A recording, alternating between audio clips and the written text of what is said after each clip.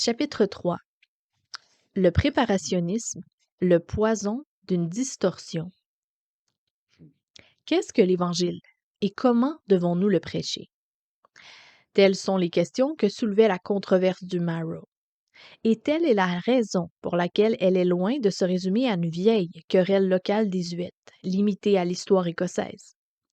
Il en va au contraire de l'Évangile même. Ce que la controverse du Marrow a mis en lumière, c'est l'erreur qui consiste à séparer les bénéfices de l'œuvre du Christ de la personne du Sauveur. Un préparationnisme trompeur. Cette conception qui consiste à séparer l'œuvre et la personne du Christ et à accentuer l'œuvre subjective du Saint-Esprit dans le cœur du croyant jusqu'à en faire une condition de l'offre de l'Évangile, recelait un danger supplémentaire. Elle a encouragé une attitude, entre guillemets, de préparationniste, qui en retour s'est révélée être un obstacle à l'offre gratuite du salut. Tu peux en connaître les bénéfices si tu comptes parmi les élus. Tu peux recevoir le pardon si tu as suffisamment renoncé au péché. Tu peux connaître le message de la grâce si tu as éprouvé la conscience du péché à un degré suffisant. Toutefois, c'était mettre la charrue devant les bœufs et inverser le message de l'Évangile. Redisons-le, ce phénomène s'est produit, entre parenthèses, et continue à se produire, subtilement et imperceptiblement.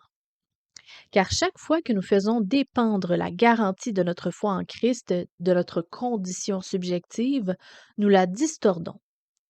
La repentance, le renoncement au péché ou la conscience plus ou moins aiguë du péché ne constituent en aucun cas des conditions à partir desquelles le Christ nous est offert.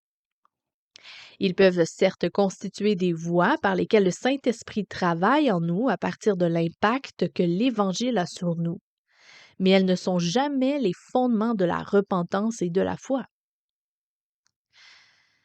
C'est ce que démontre clairement C. H. Spurgeon dans un sermon en 1858 intitulé Christ crucifié. Dans un aparté plutôt léger dont il est coutumier, il donne un commentaire critique de l'un de ses ouvrages favoris par l'un de ses auteurs préférés, Le Voyage du pèlerin de John Bunyan. En passant, je l'ai lu celui-là aussi, si ça vous intéresse d'aller l'écouter. Vous avez accès. Poursuivons. Cet extrait, laissez-moi en passant évoquer une petite histoire à propos du voyage du pèlerin de John Bunyan. J'aime énormément Bunyan, mais je le tiens pas pour infaillible. Je suis tombée récemment sur un petit récit tout à fait instructif. On raconte qu'un jeune homme d'Émigbourg s'était un jour mis en tête de devenir missionnaire. Et plutôt sage et raisonné, il s'était dit que point n'était besoin de voyager bien loin et qu'il suffisait d'être missionnaire à Édimbourg. C'est ainsi qu'il a décidé de se mettre en chemin et de s'adresser à la première personne qu'il rencontrait. Et il tomba sur une poissonnière avec son panier sur le dos. Ceux qui les ont déjà vus ne peuvent plus les oublier tant ce sont des personnages extraordinaires. Alors, s'approchant d'elle, le jeune homme l'interpelle. « Je vous vois avancer avec votre fardeau sur le dos, mais portez-vous un fardeau d'une autre sorte, un fardeau spirituel? » « Quoi? » lui répondit-elle. « Vous voulez parler du fardeau du pèlerin de John Bunyan? Parce que si vous parlez de ce fardeau-là, il y a longtemps que je m'en suis débarrassé, probablement même avant que vous naissiez. Mais je m'en suis porté bien mieux que notre pèlerin. Cet évangéliste dont parle Bunyan est loin de prêcher l'Évangile. Vous souvenez-vous qu'il lui dit « Prends garde et cours jusqu'à cette porte étroite. » Malheur, reprend-elle. Ce n'est pas par là qu'il fallait courir. Il aurait dû dire « Vous voyez la croix là-bas? Courez-y de suite. » Mais au lieu de cela, il envoie d'abord le pauvre pèlerin à la porte étroite, où il a failli trépasser en tombant dans le bourbier fangeux. Le jeune, abasourdi, lui demande si elle-même n'était pas passée par le bourbier du désespoir. Bien sûr, lui répondit-elle, mais j'ai trouvé qu'il était bien plus facile de le traverser en m'étant d'abord débarrassée de mon fardeau. La vieille femme, poursuivit Spurgeon, avait parfaitement raison. Bunyan a placé le moment où se débarrasser de son fardeau bien trop tard dans son pèlerinage. S'il voulait décrire ce qui se passe souvent, il avait probablement raison. Mais s'il voulait parler de la manière dont les choses devaient se passer, il avait tort. La croix devrait se trouver devant la porte étroite. Et nous devrions dire au pécheur, jette-toi au pied de la croix et tu seras sauf. Mais tu ne le sauras que lorsque tu auras pu te débarrasser de ton fardeau au pied de la croix et que tu auras ainsi trouvé la paix en Jésus. Dans l'intérêt de la vérité, il faut ajouter que les commentateurs du voyage du pèlerin ont longtemps débattu de l'intention de Bunyan dans ce passage. Parlait-il de la conversion ou de l'assurance du salut? Manifestement, tant Spurgeon que la poissonnière sont convaincus que le récit avait pour but de décrire la conversion. S'il en est ainsi, l'argument est on ne peut plus pertinent. Il ne s'agit pas de nier l'action du Saint-Esprit pour amener les hommes à la conviction de leur péché, mais ce n'est ni la conviction de péché ni le renoncement au péché qui constitue le fondement de l'œuvre de l'Évangile. C'est Christ lui-même qui est le fondement, parce que lui seul peut sauver tous ceux qui viennent à lui. Il s'est offert aux conditions, nul besoin d'argent pour acheter Jésus-Christ, c'est à lui que nous devons aller directement. La colonne vertébrale de l'Évangile. L'enjeu subtil du débat en question apparaît encore mieux par contraste entre deux œuvres parues aux deux extrêmes de l'époque puritaine. On a William Perkins en 1558 jusqu'à 1602 et John Bunyan de 1628 à 1688. Ils ont tous deux produit ce que Perkins désignait lui-même comme un catéchisme visuel. Dans son cas, la chaîne d'or du salut, et dans celui de Bunyan, une carte montrant l'ordre et les causes du salut et de la damnation. Les deux schémas, entre guillemets, semblent assumer la même fonction, donner une représentation visuelle de la manière dont Dieu agit en manière du salut et de la perdition. Elles présentent sur une page unique des vérités qui nécessiteraient des volumes entiers d'explications, et leur forme visuelle constituait ainsi une aide pour ceux qui avaient de la peine à lire ou ne savaient pas lire, bref, des présentations PowerPoint pour l'époque. Les mêmes éléments sont présents dans les deux schémas et retracent le plan du salut d'une éternité à l'autre. Il y a pourtant une différence majeure, frappante et intrigante à la fois. Dans le schéma de Perkins, chaque élément de l'économie du salut est présenté de part et d'autre d'une colonne vertébrale représentant le Christ, avec pour chacun un article du credo des apôtres. On peut penser sans trop s'avancer que les mots de Calvin l'avaient profondément marqué. Dans le schéma de Bunyan, cependant, le Père, le Fils et le Saint-Esprit sont présentés comme la source du salut, d'où part tout le reste. Certes, la Trinité est présentée comme la source et la cause du salut, mais les différents aspects du salut sont présentés les uns par rapport aux autres et non par un rapport direct avec la figure du Christ. De sorte que son schéma n'est pas centré autour de la personne du Christ. Pour reprendre la métaphore de Perkins, c'est comme si les maillons de la chaîne étaient reliés les uns aux autres, mais pas directement à Christ comme leur source et lien originel. Une thèse de doctorat ne suffirait pas pour explorer les tenants et aboutissants de ces différences et dans quelle mesure elles ont été mises en avant dans le cadre de la prédication de l'Évangile. Mais quel que soit l'impact qu'elle ait pu avoir sur la prédication de Bunyan, il n'en reste pas moins que ces diagrammes présentent deux configurations plutôt différentes de la manière dont l'Évangile opère. Dans le cas de la chaîne d'or de Perkins, l'union à Christ comme figure centrale est évidente, alors que ce n'est pas le cas chez Bunyan. Chez Perkins, chaque bénédiction spirituelle est étroitement reliée à Christ. Les bénéfices ne sont jamais séparés ou détachés de leur bienfaiteur, alors que chez Bunyan, ils le sont de fait. Si ce mode de pensée en vient à contaminer notre prédication, le centre de gravité va inévitablement porter sur les bénédictions plutôt abstraites et isolées et sur la manière de les obtenir de sorte que l'enjeu devient comment et à quelles conditions ces bénédictions peuvent-elles devenir miennes? L'attention se trouve dès lors portée vers l'intérieur. Mais la garantie de la justification par la foi en Christ ne réside pas en moi. C'est précisément l'erreur qu'avait commise le jeune Luther. C'est ainsi que la célèbre exhortation de Stapides à rechercher la prédestination au dehors dans les plaies du Christ s'est avérée cruciale dans ce qui l'a conduit à la découverte que la garantie de notre foi n'est pas en nous, mais en Christ.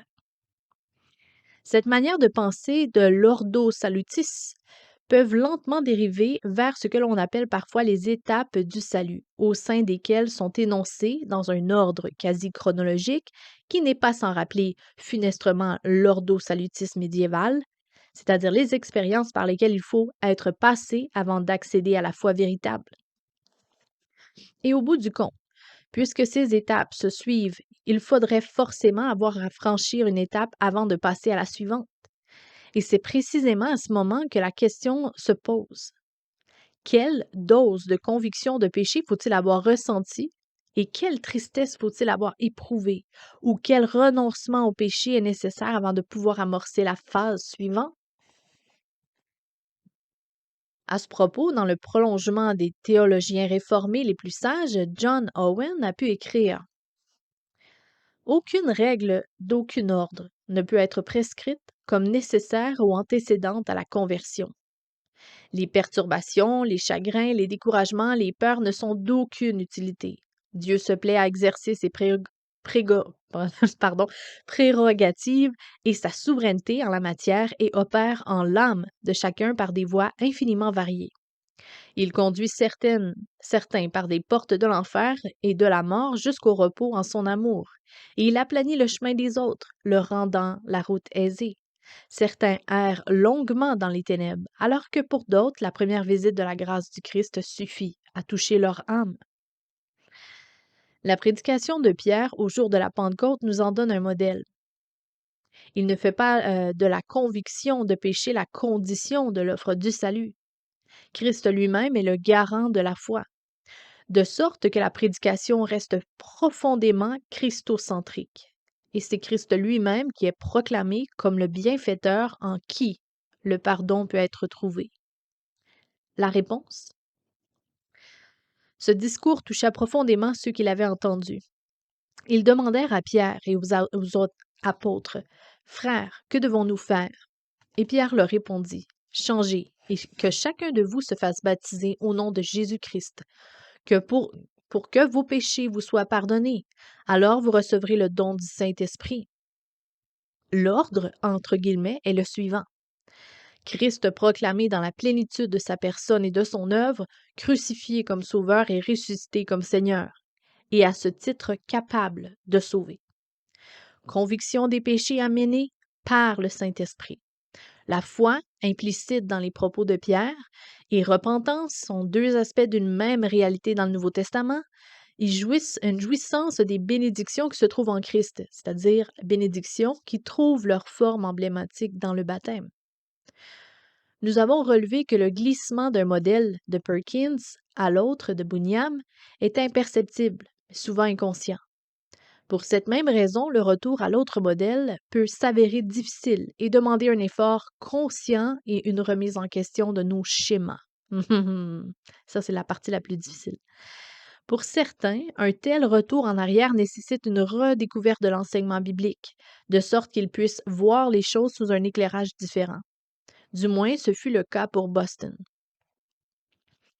Si l'on avait pu interroger Bunyan sur les raisons du changement radical qu'il avait opéré par rapport au schéma visuel de William Perkins, il aurait probablement répondu qu'il ne voyait pas en quoi il l'avait modifié. De telles différences de paradigme sont souvent tellement ancrées en nous que nous ne voyons même plus qu'il s'agit de lentilles avec lesquelles nous nous sommes habitués à voir l'Évangile. Sans que nous en ayons conscience, ces lentilles modifient la manière dont nous voyons les choses, de telle sorte que ces modifications sont plus susceptibles et subliminales que nous le pensons. Le jeune Boston ne semblait pas avoir saisi la structure sous-jacente de sa propre prédication jusqu'à ce qu'il lise le Marrow of Modern Divinity et qu'il y trouve une nouvelle inspiration pour une prédication biblique de l'Évangile. Lorsque cela se produisit, une joie et une liberté nouvelles semblaient semble s'être emparé de sa prédication. Sa prédication, dit-il, et d'autres en attestent, avait pris une nouvelle teinte. Le terme teinte, entre guillemets, est particulièrement bien choisi. Il vient du latin tinctura, qui désigne une manière de teindre des tissus en les plongeant dans un bain de teinture colorée. Le tissu est le même, mais sa teinte et sa coloration sont entièrement différentes. À ses propres yeux et à ceux d'autrui, la prédication de Boston paraissait différente. Si l'on si l'on poursuit la métaphore, les hauts tours dont la prédication de Boston se paraît prennent maintenant une nouvelle teinte et passent de Je vous offre des bénédictions spirituelles à Christ en qui résident toutes les bénédictions. Mais la controverse du Marrow recèle un enjeu encore plus profond. Une vision distordue de Dieu. Tout l'enjeu du credo d'Oesterharder consistait à tester les candidats pour voir s'ils croyaient en la grâce illimitée de Dieu et s'ils prêchaient la gratuité et la plénitude de l'offre de l'Évangile dans leur ministère pastoral. La même motivation animait les frères du Marrow. Ils avaient vu que faire dépendre l'offre de la grâce d'une quelconque condition consistait à distordre la nature véritable de la grâce. Il en allait de même pour l'accomplissement du salut en Christ. La théologie du Marrow insistait sur le fait que le salut est rempli par la grâce. Et des passages tels que ceux de Romains 5, verset 6, verset 8 et verset 10 le soulignent clairement. Quand et comment Dieu nous a-t-il montré sa grâce? Y a-t-il eu des conditions à remplir en nous avant que la grâce de Christ? Est-ce qu'il y a eu des conditions à remplir avant? Non. De toute évidence, non. Car, en effet, au moment fixé par Dieu, alors que nous étions encore sans force, le Christ est mort pour des pécheurs. Le alors, on le met entre parenthèses, que nous étions encore des pécheurs. Le Christ est mort pour nous. Alors que nous étions ses ennemis, Dieu nous a réconciliés avec lui par la mort de son Fils. Quelles conditions ont été réalisées en nous pour que Dieu envoie son Fils unique dans le monde afin qu'il meure pour des pécheurs? Aucune. Et de fait, il ne peut y en avoir aucune. C'est ce que Boston a découvert dans l'expression « Christ est mort pour vous ». Pour Boston, cela signifiait « Je ne vous offre pas le Christ sur la base de votre repentance. En fait, je l'ai offert à des hommes et à des femmes morts dans leurs fautes et leurs péchés. Cette offre de l'Évangile, c'est Jésus lui-même pour vous, qui que vous soyez et quel que soit votre statut. » L'un des dangers que Boston a perçus, c'est que le conditionnalisme vient alimenter notre vision de Dieu. C'est tellement vrai! C'est excellent. Excusez, je continue. Il introduit un élément de distorsion dans son caractère. En effet, il est possible de reconnaître que nous ne pouvons satisfaire en aucune condition et pourtant nous accrocher à une conditionnalité subtile de la grâce de Dieu elle-même. On en trouve une forme dans l'expression « Dieu vous aime parce que Christ est mort pour vous ». En quoi ces mots représentent-ils une distorsion de l'Évangile?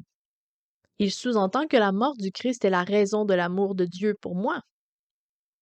Au contraire, les Écritures affirment que l'amour de Dieu pour nous est la raison de la mort de Jésus-Christ. C'est ce que souligne Jean 3,16. Dieu, c'est-à-dire le Père, puisqu'ici c'est Dieu, est l'antécédent de son Fils, qu'il a tant aimé, le monde qu'il a donné son Fils pour nous. Le Fils n'a pas à faire quoi que ce soit pour convaincre son Père de nous aimer. Il nous aime déjà. Le danger est subtil et néanmoins évident. Si nous parlons de la croix du Christ comme de la cause de l'amour du Père, nous sous-entendons qu'en des cas où, en dehors de la croix, Dieu pourrait ne pas nous aimer, qu'il faudrait qu'une rançon lui soit versée pour qu'il nous aime.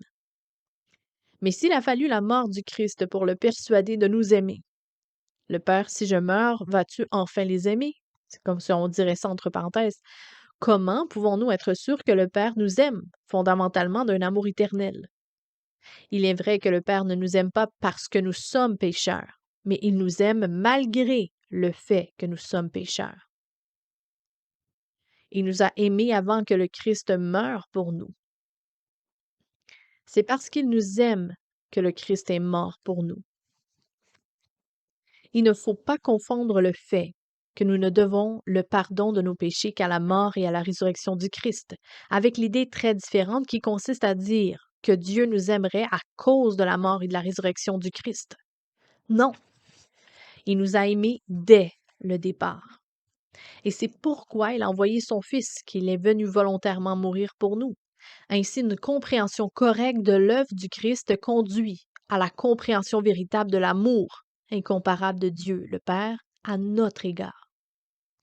Il n'y a pas de dysfonctionnement au sein de la Trinité. Les réflexions de Boston à ce propos sont éclairantes.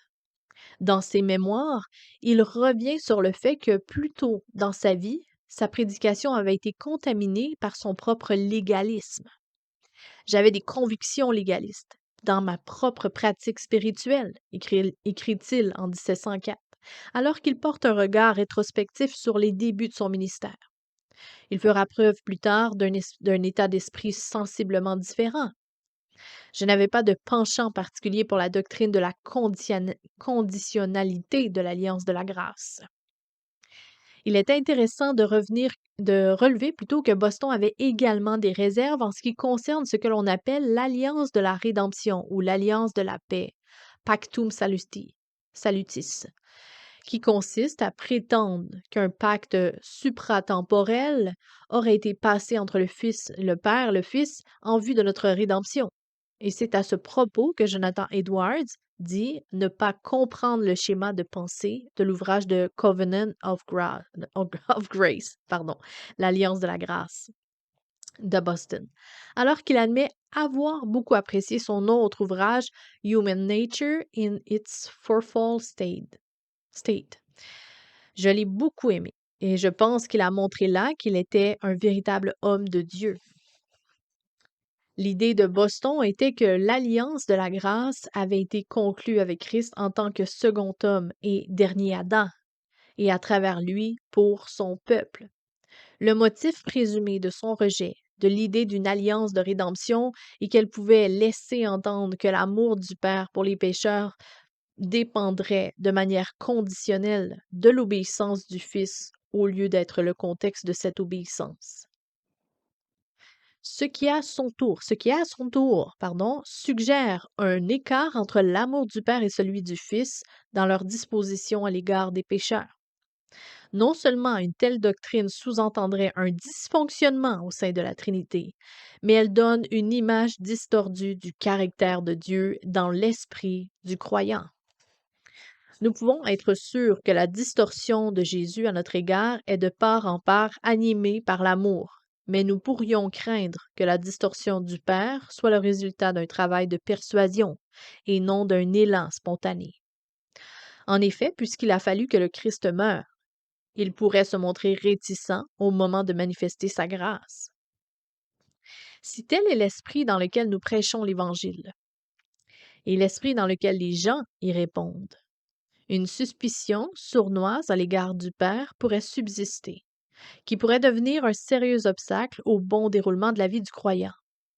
Bien qu'endormi au fond de notre esprit, l'idée refera surface un jour ou l'autre que le Père, de lui-même et en lui-même, ne nous aime pas du même amour que le Fils. Une telle idée conduit à un esprit de doute, et même un esprit d'esclavage, au lieu d'un esprit de joie et de liberté. Ainsi, lorsque nous posons la question qui est Dieu le Père, à qui nous avons affaire et quelle sorte de Père est-il, nous pourrions ne jamais nous libérer d'un doute quant à son amour infini de Père. Croire au mensonge. En fait, c'est exactement le mensonge qui a trompé Ève. Elle a ainsi échangé la vérité concernant Dieu contre le mensonge. La vérité, c'est que Dieu avait offert à Adam et Ève la jouissance d'une multitude de bonnes choses. En échange, il leur avait donné une seule et unique loi, explicite. Ils devaient montrer leur amour pour Dieu en renonçant à manger du fruit d'un seul arbre, sur la base du fait que leur Père, dans son amour, le leur avait demandé, et que quoi qu'il leur demande, cela devait être pour leur bien. Le mensonge du serpent qui a trompé Ève se cachait derrière une double insinuation. Le numéro 1. Du moment qu'il leur interdisait de manger de quelques arbres que ce fût, ce père était restrictif, égocentrique et égoïste. Et numéro 2, la promesse de mort en cas de désobéissance était fausse. Ce mensonge est ainsi une atteinte à la générosité et à l'intégrité de Dieu. Ni sa personne, ni sa parole n'étaient dignes de confiance. C'est ce que l'ennemi a semé. C'est en fait le mensonge auquel les pécheurs ont toujours cru depuis lors, le mensonge qui a pris la forme distordue de Dieu n'est pas digne de confiance parce qu'il ne m'aime pas. L'Évangile est venu pour nous délivrer de cette fausse image de Dieu. En effet, il révèle derrière la venue et la manifestation du Christ et sa mort pour nous, l'amour d'un Père qui nous donne tout ce qu'il a. D'abord son Fils pour mourir pour nous et ensuite son Esprit pour vivre en nous. Si l'on pouvait résumer la préoccupation des frères du Marrow à sa forme essentielle, ce serait celle-ci. La controverse est celle-là même qui a opposé notre Seigneur Jésus-Christ aux pharisiens. La réponse pour laquelle les mots les plus sévères de notre Seigneur ont été adressés aux pharisiens, c'est qu'il avait adopté la théologie du serpent. Il dit, votre père, c'est le diable, et vous voulez vous conformer à ses désirs. Depuis le commencement, c'est un meurtrier, et il ne se tient pas dans la vérité parce qu'il n'y a pas de vérité en lui. Lorsqu'il ment, il parle de son propre fond, puisqu'il est menteur, lui, le père du mensonge. Les pharisiens étaient des hommes qui croyaient en la sainteté de Dieu, à sa loi, à la réalité surnaturelle, à la prédestination et à l'élection. Mais la notion de grâce revêtait pour eux une grande importance. Mais les pharisiens croyaient qu'une grâce conditionnelle, en fin de compte, c'était grâce, entre guillemets, à quelques qualités intrinsèques qu'ils croyaient posséder que Dieu leur manifestait sa grâce. Leur Dieu était un Dieu conditionnel. Ici, pas de vous tous qui avez soif, venez voici de l'eau. Et même vous qui n'avez pas d'argent, venez acheter à manger. Venez acheter sans argent, oui, sans paiement, du vin et du lait. Parce qu'une telle grâce inconditionnelle ne peut venir que d'un Père dont l'amour n'est conditionné par rien hors de son cœur. Et c'est pourquoi Jésus leur a lancé un anathème en 7 points. Les conséquences d'une telle vision distordue du Père sont puissamment mises en lumière sur la plume éloquente de John Owen, qui va comme suit. Le manque de connaissance des grâces et des privilèges qui nous sont octroyés est un péché autant qu'un problème. Ainsi, nous ne prêtons pas oreille à la voix de l'Esprit qui nous a été donnée pour que nous comprenions tous les bienfaits que Dieu nous a accordés par grâce. 1 Corinthiens 2, verset 12. Cette ignorance nous alourdit alors que nous pourrions avancer joyeux et elle nous affaiblit alors que nous pourrions être forts dans le Seigneur. Il poursuit dans un diagnostic d'une pertinence et d'une acuité remarquables dans le débat qui nous occupe et qui n'a rien perdu de son acuité au point qu'on pourrait croire que certains membres de la congrégation d'Owen à Londres avaient passé la frontière pour s'installer à Simprine ou Ettrick. Combien rares sont les saints qui font l'expérience de ce privilège d'une communion immédiate avec le Père dans l'amour? Ils regardent à Dieu avec doute et anxiété, remplis de crainte et de questionnements sur sa bienveillance et sa bonté. Au mieux, plusieurs pensent qu'il n'y a aucune douceur en Dieu excepté celle qui leur a été achetée à un grand prix par le sang de Jésus.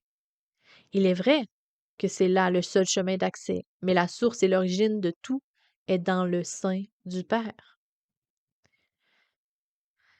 La controverse du Marrow a joué un rôle de catalyseur dans la théologie de la grâce de Thomas Boston. Il ne pouvait plus, dès lors, croire à une élection inconditionnelle, qui se trouvait par sa source et son origine dans l'expression de l'amour ineffable du Père. Il ne saurait donc y avoir une quelconque grâce conditionnelle. En fin de compte, ce qui était en jeu dans la controverse du Marrow n'était rien de moins que le caractère de Dieu le Père. L'enjeu était tel pour Boston qu'il était prêt à sacrifier sa réputation s'il le fallait.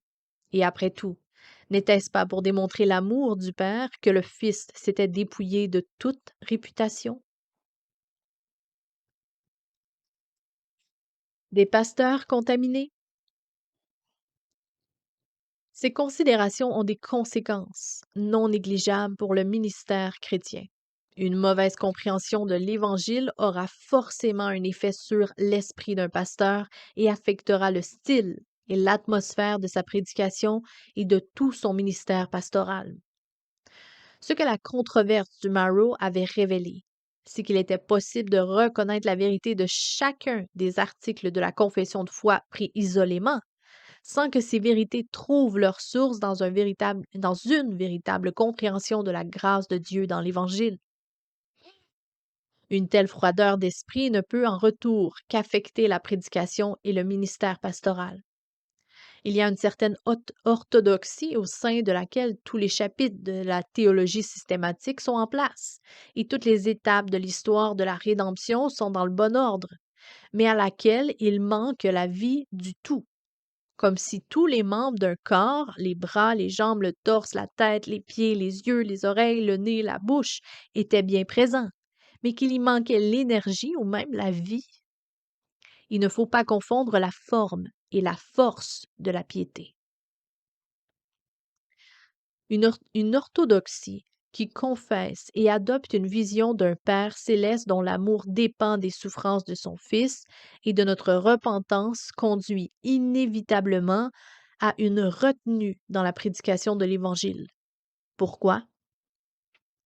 Parce qu'elle conduit à une retenue dans le cœur du prédicateur qui correspond à la retenue qu'il voit dans le cœur de Dieu. Un tel cœur peut avoir subi ce qu'Alexandre White appelle, entre guillemets, la sanctification par le vinaigre. Un tel cœur aura tendance à être inflexible et tranchant. Et c'est l'effet que produit un ministère ancré dans la grâce conditionnelle, une orthodoxie sans amour pour les pécheurs et un amour conditionnel et conditionné pour les justes. Dans les mêmes registres, les chrétiens ont souvent tendance à associer le caractère de Dieu au caractère de la prédication qu'ils entendent, et pas seulement sur le plan de la substance et le contenu, mais également dans l'atmosphère et l'esprit qui s'y transmet.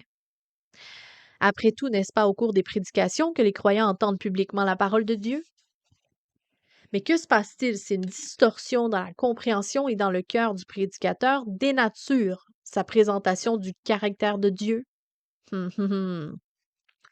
Si son cœur étroit vient entacher l'esprit dans lequel il tente de faire comprendre le cœur du Père, lorsque les gens sont brisés par le péché, remplis de honte, faibles, conscients de leur échec et qu'ils ont besoin de conseils spirituels, ils ne veulent pas entendre une prédication qui leur présente la doctrine et des articles de confession de foi de leur Église, sans les mettre en relation avec le cœur de grâce de l'Évangile et avec l'amour infini du Père pour les pécheurs.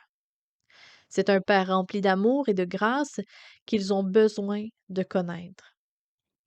Malheureusement, c'est précisément ce genre de pasteurs qui se sont rassemblés autour de Job et l'ont assailli de leur doctrine, suggérant que Dieu était contre lui. Il a pu entendre de leur bouche les plus sublimes vérités théologiques qu'on puisse lire dans la Bible à propos de Dieu, mais elles étaient déconnectées de l'amour vivant de Dieu pour son enfant dans la souffrance et le besoin. Eux aussi avaient échangé la vérité concernant Dieu contre le mensonge. Cela ne cadre pas avec le ministère de l'Évangile. Il faut au contraire que les pasteurs aient été conquis par la grâce inconditionnelle de Dieu. Il faut que les vestiges du légalisme et du pharisianisme aient été éradiqués en eux. Comme le Sauveur, il faut qu'ils apprennent à ne pas briser le roseau qui se ploie et à ne pas éteindre la flamme qui faiblit. Qu'est-ce qu'un pasteur selon les voies de Dieu? Sinon celui qui, comme Dieu, est animé par la grâce. Quelqu'un qui voit Dieu ramener les enfants prodigues et court les embrasser. qu'ils pleurent de joie lorsqu'ils reviennent à la maison sans poser de questions, sans mettre de conditions ou d'exigences.